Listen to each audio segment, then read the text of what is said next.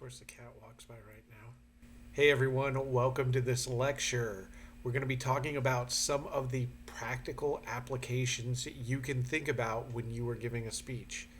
I totally understand that a lot of people are very hesitant about public speaking. It is not an easy skill. Um, we're going to just kind of baby step our way into it to where you feel more comfortable. But I want to go over some things that I think will help you to prepare and help you to consider as you're giving a speech.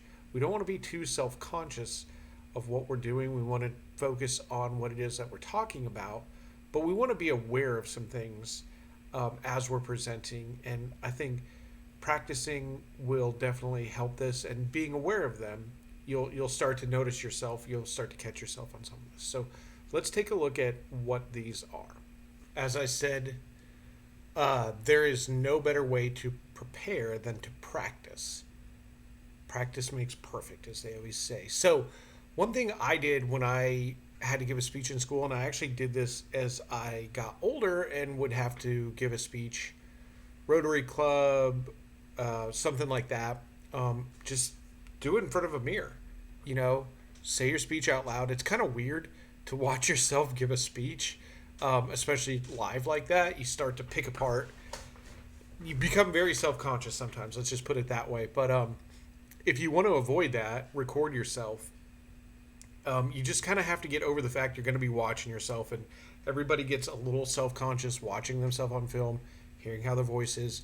Everybody feels that way. So you got to kind of get over your own view of yourself and just look at yourself completely from an academic perspective.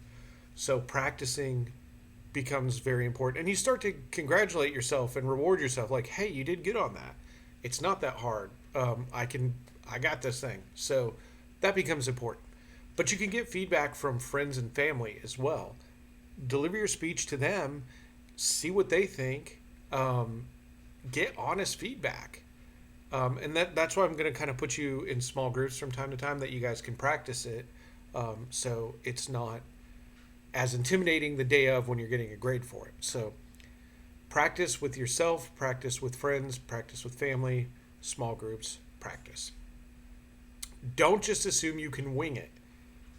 I've seen people who are maybe a little bit more of the confident persuasion that just have kind of gotten by. Maybe they're a little endearing or charming, and they think that just giving a speech is no problem, and they can get up and just kind of do it. Okay, that's great. You have the confidence to get up in front of people and talk. That is a huge hurdle to overcome. That does not mean you understand the material you're talking about. So be very diligent in your preparation process, that you know what it is that you're talking about. And again, if you already got the confidence, great. Don't rely on that from beginning to end to get you through a speech, though. So write things out, bullet points, general to specific.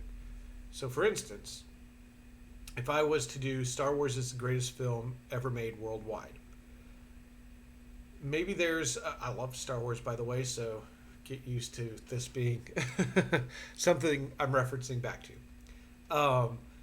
Maybe there's two things I want to talk about: the use of mythology from different cultures around the world, and the box office returns around the world. So for the use of mythology, maybe I pick a character out of the movie and I talk about Obi-Wan Kenobi. And I talk about how he is representative of meeting the mentor, and how many mythologies around the world use the meeting of the mentor as part of their mythos. And then I might reference Joseph Campbell in what he had to say about it, and then specifically I might quote from Hero with a Thousand Faces. So we can kind of see the breakdown from the general to the specific. And that way, I don't have to memorize everything. It's like if I know meeting the mentor and I just hear just that much, I can jump right into, whatever I wanted to talk about with that. If I see Joseph Campbell, I remember it kind of is like a springboard into the next thing and the next thing and the next thing. I used this model um, when I was studying for my master's final exam. It was like an 8 hour long test, and I felt really overwhelmed. But I found if I just start breaking things down by words that will instantly pop into mind um, the content that I needed. So it just became a much more effective way of studying. And so it works with speeches as well when I break it down from the general to the specific. That way I don't feel like I have to memorize everything. Um, so now I've used my mythology example, and I want to transition into box office returns. Okay, so now with these transitions, sometimes I might have to think a little bit more of what I want to put in there. So if you can go and look at that list of transitions that was in the last video lecture, that link to them, where you can start to um, write out specifically what it is you want to say. So much like the universal appeal of the use of mythology, dot dot dot, the global appeal of the film, dot dot dot. So I link the global appeal of the use of mythology with the global appeal of box office returns. So just kind of the whole point of this is to show you how I can kind of break things down by writing things out in bullet point. And if there is something specific, I don't want to memorize the sentence. I want to memorize the spirit of the sentence and what it is I'm trying to convey. So this transition, I'm working on conveying the use of mythology with the box office returns. General to specific. Okay, so one of the hardest parts of a speech, and a little difficult for this class since you'll be giving your speeches online, is making good eye contact. So for this class, make sure that you are looking into your camera when you deliver a speech. If you have to give a speech in public, what I do is I find the people who are most engaged.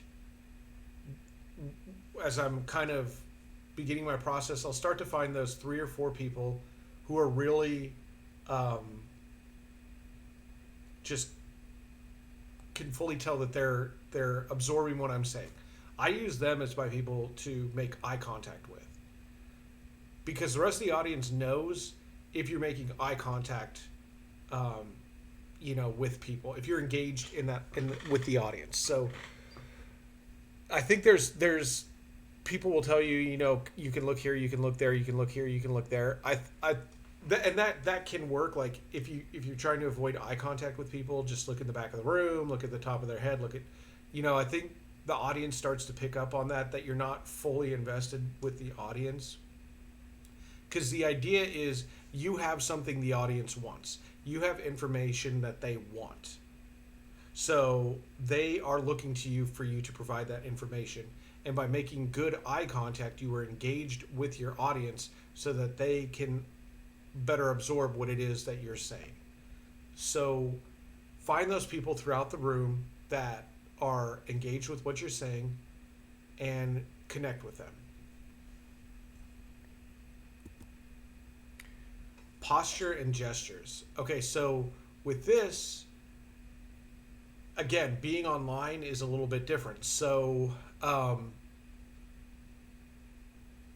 if you have a good enough microphone, I know if your computer's like mine, you get like more than 2 or 3 feet away and the microphone's horrible. I actually bought an external one this weekend and it didn't work with my computer. My computer's not loving anything in the USB drives, so I don't know what's going on. But anyway, putting yourself in a comfortable position as you're doing this is important. I don't think you'll have to stand up for these that you're doing online, but just be aware of your presence. Am I slouched? Am I sitting up straight? Am I standing up straight? Be relaxed without being rigid. Make sure you're breathing. Okay? Don't just rush. Take a breath. It's okay. Slow down. If you ever feel rushed, just slow down. Don't overuse your hands.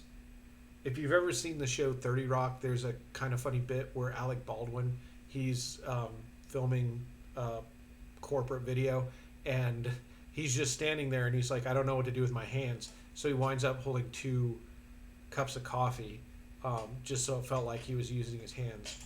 Uh, I would avoid overusing your hands, but you can use them to emphasize points. I would kind of maybe fold them in such a way as that you're aware of them, and then gesture right, left, whatever starts to feel comfortable as you're making an emphatic point.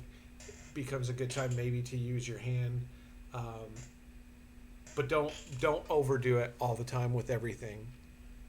Be aware. Um, as I say, be self-aware without being self-conscious. Don't start to think if you do something wrong. Oh, I said that word weird.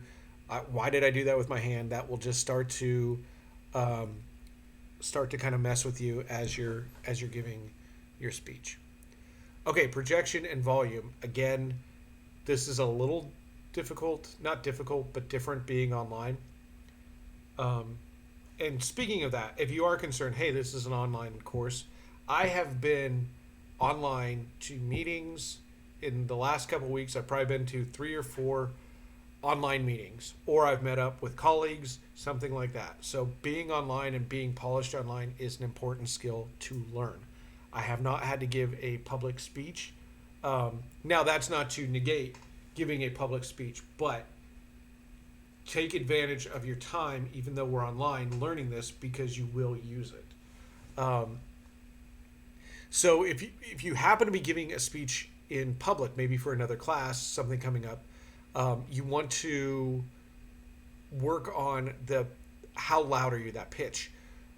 Where am I talking too loud? Am I talking too soft? Talking too soft to me denotes that you're not confident in what you're talking about. So be aware of your tone.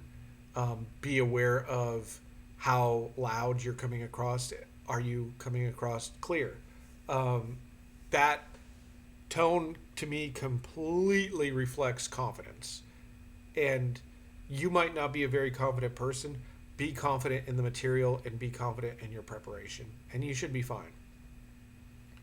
So for these extemporaneous speeches that we're giving, you almost want it more of an academic conversational tone. So we're natural. We're not delivering written speeches. By giving it a conversational tone, I think it brings your audience in even more. It gives it sort of a one-on-one type feeling while still being part of a group of listeners hearing what you have to say. So you want to bring your audience in by being relatable, and part of that is the tone of how you're delivering your speech. Just be natural. Don't overdo it, don't underdo it. Maybe some of you were in theater, and when I did theater, we never used microphones, and we had to learn how to talk to the person furthest away, whoever was sitting in the back. You had to be loud enough that they could hear everything you're saying without shouting. Articulation. Make your words clear, crisp, sharp. Avoid mumbling. Say everything with a purpose. Okay, so if English is your second language, God bless. English is not an easy language to learn. So if one of the principles of, or one of the rules of the English grammar or anything like that, syntax, how words are pronounced, what they mean, anything like that, anything that has to do with I don't understand this because this is not my first language. Okay, ask questions, try your best, make your point known, and people will understand. But if there's a way of phrasing something that you need help with, ask, and someone will be able to help you. I'll definitely be able to help you, or whoever, as you're practicing. How do I say this? But don't think it has to be 100% perfect. We're, again, building up to gaining our confidence giving speeches. So, but we do want to use correct English when possible. We want to avoid slang. I would even go so far as to say regionalisms, y'all, You probably want to avoid that and enter into sort of a common expression or common way of saying something, and not so relaxed. That will help you too. As myself, I'm not from the South, but I've lived in Texas, Alabama, North Carolina, Florida. Did I say Alabama? I probably did. Arkansas, Virginia. So I've heard every Southern expression there is. Sometimes, like I heard, as an example, we're fixing to do something. I had no idea. I thought they meant we were fixing something, like literally, like fixing something. So you want to be aware of your audience and what they're going to understand the meaning of what you're saying, and so we want to avoid certain slangs. Um, there are moments where you can kind of be ironic or funny or whatever, um, but we want to make what we're saying clear and correct for everybody listening. All right, I will post a PDF of this YouTube video that you can watch. It's just about using your voice. Okay, last ideas to consider: be energized. That energy is confidence. That energy is contagious. If you go up and talk about something, I have no earthly idea what it is, but you have passion behind what you're saying, I'm going to want to know what it is. So pick topics you enjoy. Make me want to understand what it is you're talking about. That's really when it comes down to it, is get your audience excited for what you have to say. Don't do like me. The every time I play back my lectures, I'm like, oh, I say that way too much. So I'm trying to be cognizant of how often I say it. When you're giving a speech, try and avoid it. That's why I think it'll be good to record your first speech and for you to go back and watch how you did and critique yourself. All right, that should do it for this lecture. And I will post a PDF of this so you can watch the playback of that YouTube video. And yeah, all right, see you in the next lecture.